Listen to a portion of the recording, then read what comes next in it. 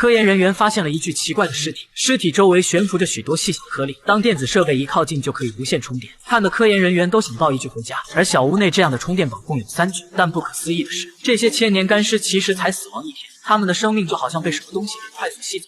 能造成这一切的只有外星飞船残骸，可尸体主人的平均年龄高达90岁，连走路都困难的他们，谁又会想要他们的生命力呢？由于小屋周围没有监控，白哥和黑妹都一筹莫展。这时工作人员告诉他们，又有2名老人失踪了，两人立刻前往调查。在路上，黑妹翻看当地警方提供的监控，发现2名老人失踪前都与一对小情侣有关，但从画面上看，老人们都是自愿跟他们走的。随后，在老人失踪地不远处，2人发现了一辆汽车，车上也有超高的辐射，并且有很多老人的衣服。看来这就是嫌疑人的车。白哥决定在这辆车上守株待兔。与此同时，又有一个老人被一群年轻人带着来到了森林深处。只见小帅从包里拿出了一个外星残骸，他告诉老人，不管发生什么，都要抱紧残骸。老人接过残骸后，神奇的一幕发生了，只见残骸上微微发出红光，紧接着，老人直接回到了18岁的样子。他不可思议地用手触摸自己。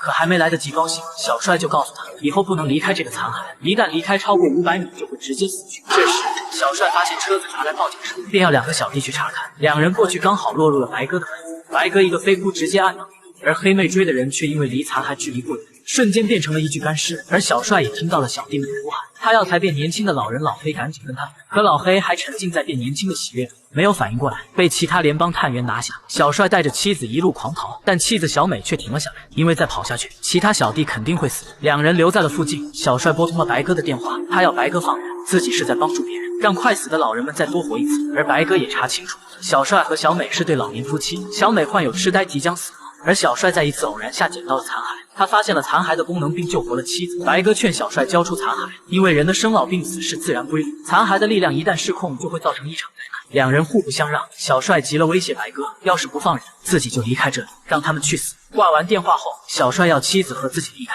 但妻子却叫停了他，还劝说他交出残骸，因为他已经活得够久了，和丈夫度过了一生，已经非常满足。人生不在于长度，而在于宽度，自己已经活得很精彩。最终，小帅答应了妻子，他将残骸放在地上，然后打电话通知了白哥。紧接着，2人十指相扣离开了人间。白哥也顺利拿到了残骸，可还没等他缓口气，又一起超自然事件发生了。